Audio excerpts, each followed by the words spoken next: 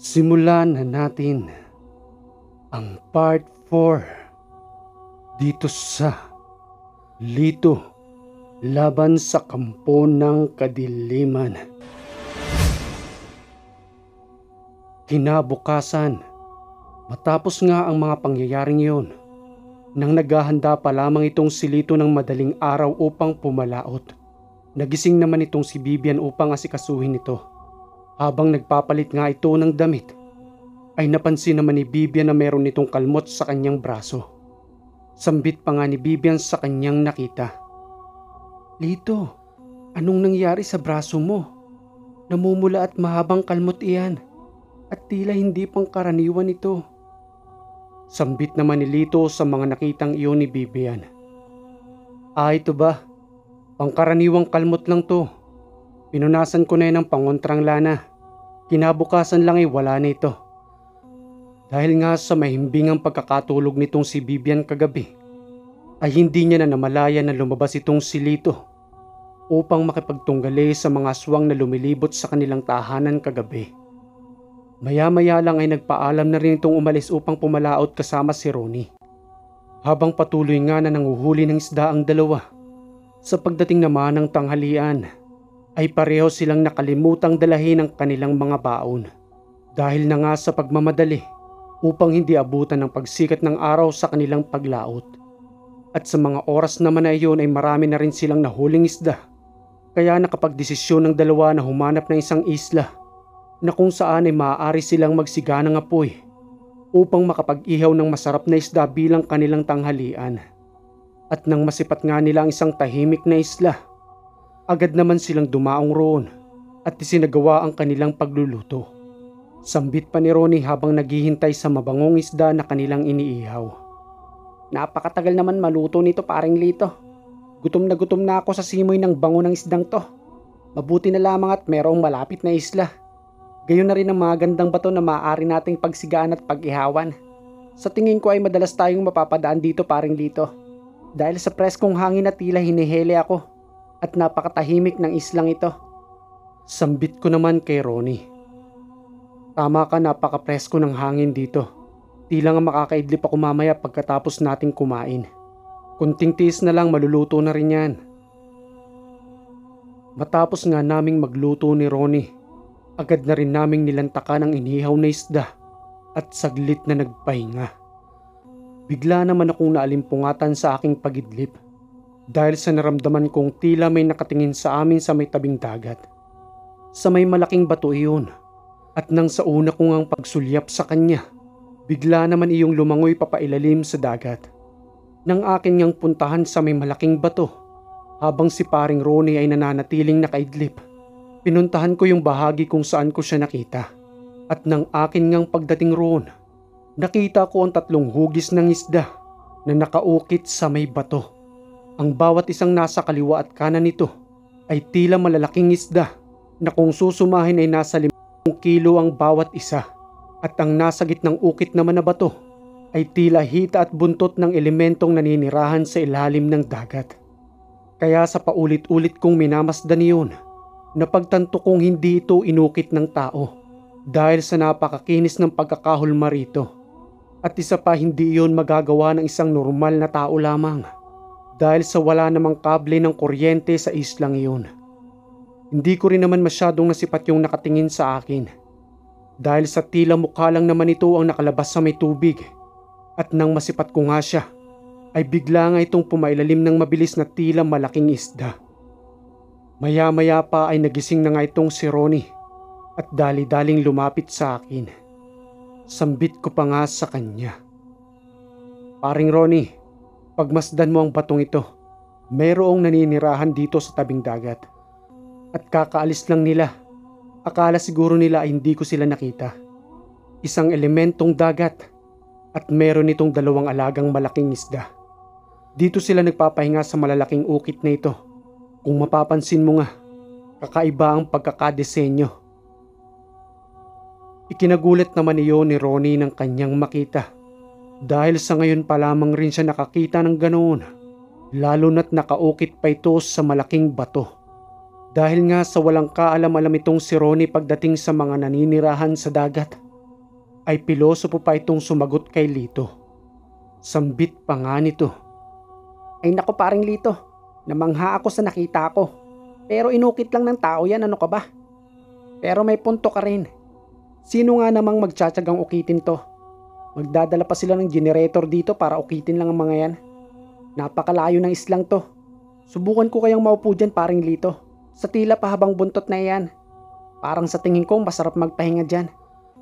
Naku paring Ronnie, wag mo nang subukan. Diba tahimik ang buhay mo? Kapag umupo ka dyan, hindi ka tatantanan ng nakatira dyan. Gagambalain mo pa yung pananahimik nila. Isa pa, bago ka makaupo dyan, nakalublob na ang katawan mo sa tubig at mukha mo na lamang ang nakalabas dahil sa lalim ng pagkakaukit na yan. Tara na nga, gagambalain mo pa yung tahanan nila. Si paring Lito naman oo. Kahit kailan talaga kontrabida ka sa akin eh. Ibababad ko lang naman sana yung katawan ko sa tubig. Dahil sa kanina pa tayong nababad sa init ng araw sa gitna ng karagatan. Huwag ka nang makulit. Isa ka pa sa gagamutin ko kapag hindi ka nilubayan ng mga yan eh. Dito ka na lang sa may tabi ng bangka mo lumublob. At huwag mo nang pangahasin dyan. Ano ba sa tingin mo? Kung ang tahanan mo ang ginambala ng ibang tao, hindi ba sasama ang loob mo? Yung tipong hindi ka nagbigay ng pahintulot para matulog o magpahinga sila sa loob ng tahanan mo. Lalo na't kung hindi mo sila kaano-ano o kilala. O sige na nga paring Lito. Nandito na nga ako sa bangka ko eh oh. Dito na nga ako lumublob eh. Ang dami mo namang sinabi sa akin. Tara na nga't pumalaot na tayo. Para madagdagan pa itong mga nahuli nating isda. Agad na ngang muling pumalaot ang dalawa. At patuloy na muling nanghuli ng isda. Hanggang sa dumating na ang hapon at unti-unti na ring lumulubog ang sikat ng araw sa may pangpang. Sa kanilang ang pag-uwi, agad naman itong sinalubong ng kanilang mga mahal sa buhay upang kunin ang kanilang mga nahuli. Agad naman nilang isinaayos ang isda, ngunit ipinagpasabukas na ni Bibian ang pagdadala ng isda sa palengke dahil sa magtatakip silim nang dumating itong si Lito. Sambit pa nga ni Bibian kay Lito. Habang ito'y pinagtitimpla ng kape upang mainitan ang kanyang sikmura at ipinaghanda na rin ito ng pagkain. Ay naku Kalito, inihanda ko na nga sa mesa yung pagkain mo para sa iyong baon. Kinalimutan mo na naman at pareho pa pala kayo ni paring Ronnie. Ayan tuloy isda na naman ang kinain nyo ng tanghalian. Eto at kumain ka muna, sabayan mo na rin itong mainit na kape. Salamat Bibian, medyo tinanghali na kasi ako nang gising kanina eh. Kaya sa pagmamadali ko naiwanan ko na pala yung baon ko. So paano ba yan? Bukas mo na lang ng umaga dalahin yung isda sa palengke. Napahaba-haba kasi yung pahinga namin ni paring Ronnie doon sa may isla. At nag-ihaw pa kami ng isda kaya naubos din yung oras namin. Kaya ayun nang bumalik kami sa panguhuli, ay marami pa kaming naisasampang isda. Kaya sinamantala na namin. Ayun napansin namin na magtatakip silim na pala. Kaya nagmadali na rin kami umuwi. Matapos ngang kumain itong si Lito, muli namang inungkat ang kanyang kalmot sa braso upang aminin kay Bibian ang tunay na nangyari. At magkaroon na rin ito ng kaalaman sa pagsalakay ng aswang sa kanilang tahanan kagabi. Sambit pa nga ni Lito kay Bibian. Bibian, tungkol pala sa napansin mong kalmot sa braso ko. Tama ka sa iyong nasabi kaninang umaga. Hindi nga ito normal na kalmot lang. Habang mahimbing ang pagkakatulog mo kagabi, ay may 5 aswang na nagawi rito sa ating tahanan. At ang 2 nga roon ay nakasagupa ko. Bahagya itong nakalmot nung isang natarakan ko sa may leeg ng tansong punyal. At sa tingin ko nga sa oras na ito, magpahanggang sa ngayon ay naghihingalo pa rin yun. Wala ka bang nabalitaan dyan sa labas tungkol sa kamag-anak ni Benji na si Daniel? Dahil sa kung hindi ako nagkakamali, siya mismo ang natarakan ko sa may leeg ng punyal. Sambit naman ni Bibian sa mga sinabing iyon ni Lito habang ito'y nag-aalala at nagtataka. Bakit ngayon mo lang sinabi Lito? Kanina lamang ay umaaligid dito ang mga kamag-anak ni Daniel. Kaya nga nagtataka ako kanina. Dahil kanina pa silang tingin ng tingin rito sa ating tahanan. Ngunit hindi naman sila makalapit. Kaya ang ginagawa ko pinagmamasdan ko na lang rin sila. At napansin ko namang wala roon si Daniel. Tulad nga ng mga nasabi ko sa iyo, Bibian, Huwag mong kakalimutang suotin yung mga kwintas na binigay ko sa'yo. Gayon na rin sa ating dalawang anak, upang hindi kayo malapitan ng mga yan. At pagdating naman ng gabi ay huwag kayong lalabas ng ating bakuran.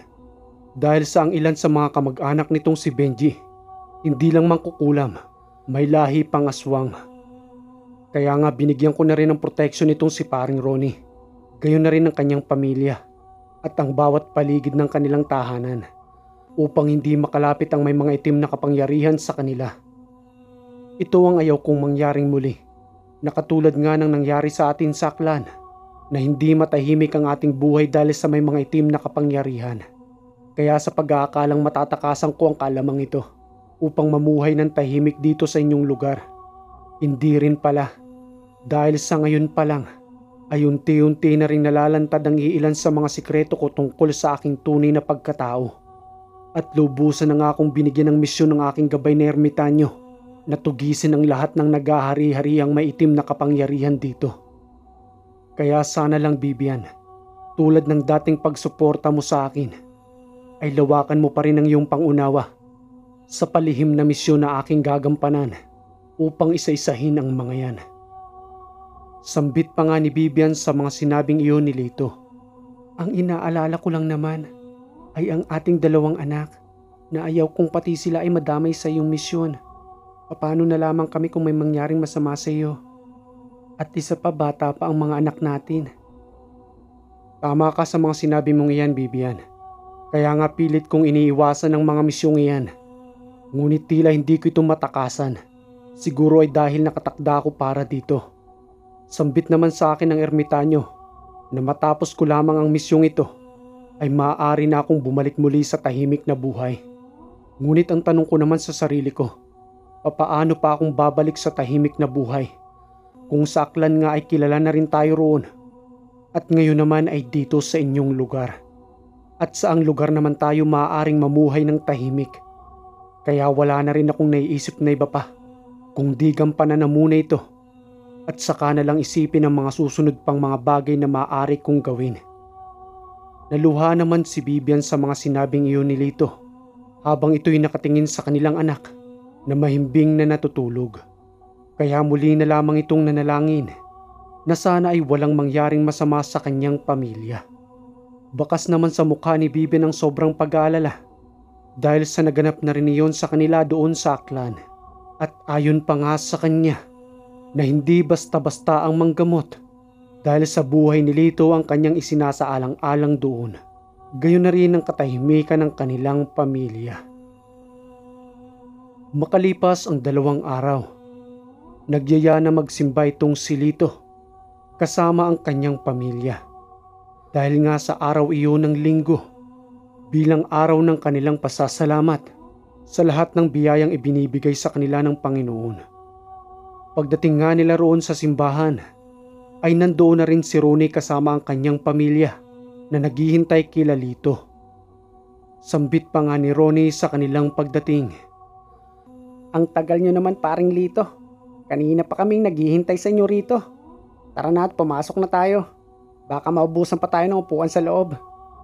Sambit naman ni Lito na pabiro kay Ronnie. Naku paring Ronnie, baka masunog ka sa loob. Kailan mo pa natutunang magsimba? Ikaw naman, paring Lito.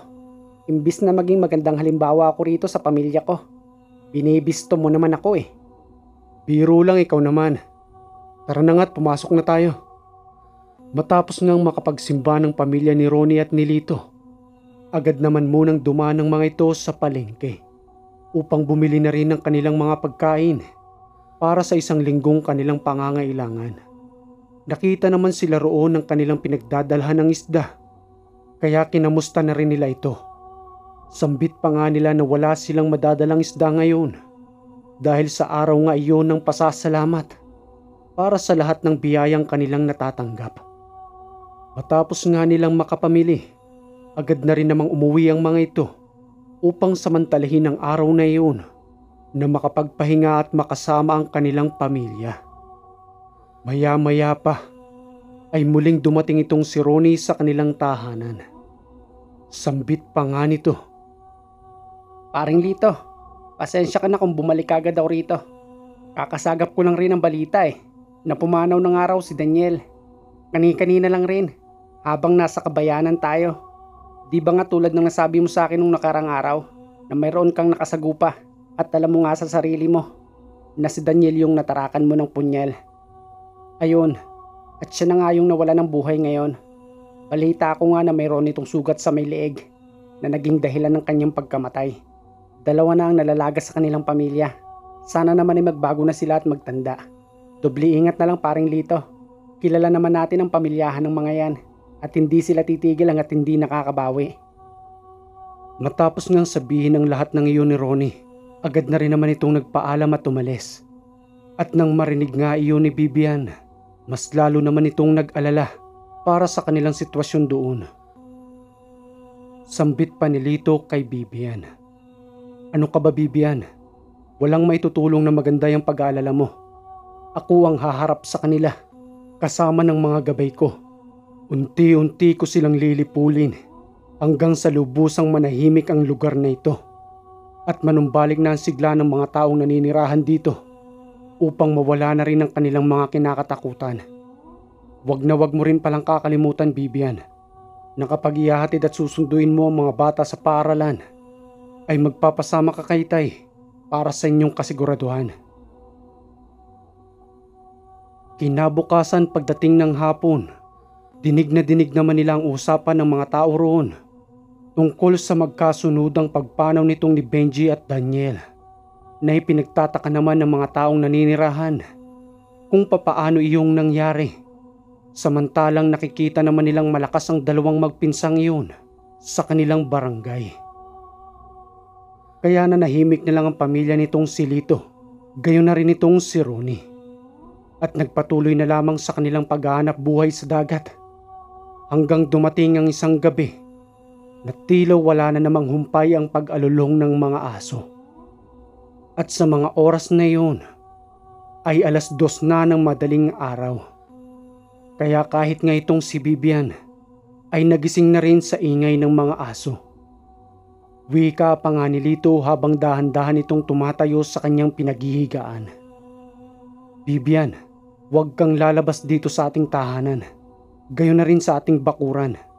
At kahit na anong marinig mo sa labas, ay huwag na huwag mo akong tutulungan. Bantayan mo lamang ang mga bata sa kanilang pagidlip.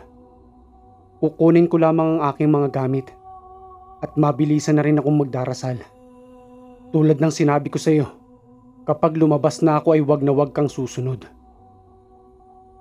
Mabilisan na ngang naghanda itong si Lito at agad na rin itong dahan-dahan na lumabas. Pagdating pa lamang niya roon sa trangkahan ng kanilang bakuran, habang mahigpit na hawak-hawak ang kanyang punyal na tanso, ay nakaabang na kaagad roon ng isang babaeng matanda. Wika pa nga nito habang tumatawa. Ako lang naman ang lola ng 2 mong napaslang. At tandaan mo ito, Lito. Hinding-hindi ka namin tatantanan sa pagbawas mo sa aming lahi. Iginagalang ko ho kayo, Aling Sinaida, dahil sa inyong edad. Pero sa mga mali ninyong ginagawa, ay hinding-hindi ko kayo igagalang. Kahit pa may katandaan na kayo. Mantakin mong ituro mo pa ang lahat ng iyong kaalaman sa iyong mga kamag-anak. At pinagtutulungan ninyong pasakitan ng mga taong naninirahan dito. Ganyan ba ang kailangang igalang? Ang akala mo siguro ay hindi ko nakikita ang iba mo pang mga kamag-anak doon sa may dilim. Uunahan na kita, Aling Sinaida. Hinding-hindi niyo ako kakayanin. At nagdala ka pa ng mga barangan na kaibigan mo. Tamang-tama lang yan, para hindi na ako mahirapang maghanap pa sa inyo. Matapos magsalita nitong si Lito, dahan-dahan namang tumalikod ang matandang babaeng iyon at naglakad patungo roon sa madilim na lugar. Sa pagkakataong iyon, na ang inaasahan ni Litong papalapit ay ang malalaking pusa, ngunit siya ay nagkamali dahil 2 itong sigbin. Gumamit na ang mga ito ng kanilang mga alaga dahil na rin sa takot na baka muli silang mabawasan. Ang tahanan naman itong si Lito ay malayo sa kabahayan Gayon na nga ay napapalibutan pa ito ng malalaking puno bago lubusang makarating sa may tabing pangpang. Kaya ang bawat tunggali na nangyayari sa labas ng kanilang tahanan ay ang kanyang pamilya lang rin ang nakakaalam. At nang lumabas na ito sa kanyang bakuran, nagusal na ito ng mga salita at biglang ang may lumabas na nagliliwanag na sibat sa kanyang palad. At imbis nga na doon niya ito ihagis sa dalawang sigbi na nasa kanyang harapan, malakas niya itong itinapon patungo roon sa dilim kung nasa saan ang pamilya ng mga maitim na kapangyarihan. Maya-maya pa ay tila nagsigawan ng mga ito na hindi magkamayaw sa kanilang kinatatayuan dahil sa ang isa sa kanila ay tinamaan sa dibdib ng sibat na binitawan na iyon ni Lito. At sinundan niya pa nga iyon ng mga usal upang tamaan ang karamihan sa kanila. Daglian namang nawala ang presensya ng mga ito na tila nagsipaglikas na dahil pa lamang sa simpleng ginawang iyon ni Lito. Samantalang ang dalawang sigbi na nasa harapan niya ay agad niya naman itong pinalikas sa kadahilan ng para sa kanya ay ginagamit lang rin ang dalawang elementong yun para makapanakit ng tao. Hindi pa nakontento itong si Lito. Sinundan pa ang mga ito kung saan ito mga naninirahan. At nang kanyang ang pagdating doon, isa sa kanyang nakita ay bitbit na ng isa sa mga kamag-anak nitong aswang. At nagwika nga ito ng, "Aling Sinaida, hindi ko makakalimutan ang mga sinabi mo. Ngayon ay nandito na ako sa inyong harapan at nandito pa mismo sa inyong tahanan. Gawin na ninyo ang lahat ng gusto ninyong gawin sa akin at malaya rin akong gagawin ang lahat ng gusto kong gawin sa inyo." Sa kalagitnaan nga ng pag-uusap, bumulong naman ang gabay na ermitanyo nitong si Lito. Wika pa nga nito, Lito, ibulong mo sa iyong punyal na tanso ang espiritual na gamit ng espada upang magkaroon ito ng anyo ng liwanag na maaari mong ipangpagapi sa kanila. Tingnan lang natin kung hanggang saan sila tatatag ngayon kapag tinamaan sila ng nagliliwanag na espiritual na espada. Dahil nga sa mga oras na yun, ay nasa anyong tao na ang iba sa mga ito at hindi na makasugod sa kanya. Ngunit may nagtangka naman na 3 sa kanilang kamag-anak na yun pala ay ang ina, ama at kapatid ng kanyang unang napaslang na si Benji. Ngunit sa pagsugod ng mga ito na nasa anyong tao naman, kaya ginamitan na lang ito ng palipadhanging salita ni Lito. At nang sabay-sabay nga itong tinamaan, hindi pa man iyon nakakalapit sa kanya, pare-pareho na itong bumulagtas sa lupa. At dahil papasikat na rin ang araw sa mga oras na yun, nagsipagpasukan na rin sa kanilang tahanan ang kanilang mga lahi at bahagyang pinabayaan ng 3 nakabulagtas sa lupa. Mas minabuti namang umuwi na rin itong si Lito upang mabawasan na rin ang sobrang pag-aalala ni Bibian. Kaya nga nang pagkatok nito sa pinto, agad naman iyong pinagbuksan ni Bibian at nagwika ng, "Anong nangyari, Lito? Sinaktan ka ba nila?" Sambit naman ni Lito sa mga tanong na iyon. "Hindi naman, dahil sa ako ang nakabawas sa kanila. Sinisiguro kong nawala na ng buhay ang hinagisan ko ng nagliliwanag na sibat. At ang 3 pa sa kamag-anak nitong si Benji ay bahagyang nawala ng malay. Ngunit kung mahina-hina ang kanilang pangangatawan, bahagya pa rin silang mababawasan sa ginawa kong yun. Balitaan na lang natin kinabukasan ng unti-unti nilang pagkaubos." Okay, maraming salamat mga kahiwaga sa pakikinig ng kwentong ito. At kung may komento ka sa kwentong ito, huwag kang mahihiyang mag-comment dyan sa baba. Medyo lumalalim na yung tensyon sa labanan ni Lito at ng may mga itim na kapangyarihan. Kaya kahit ako parang hinahabol ng paghinga sa paglalahad dito.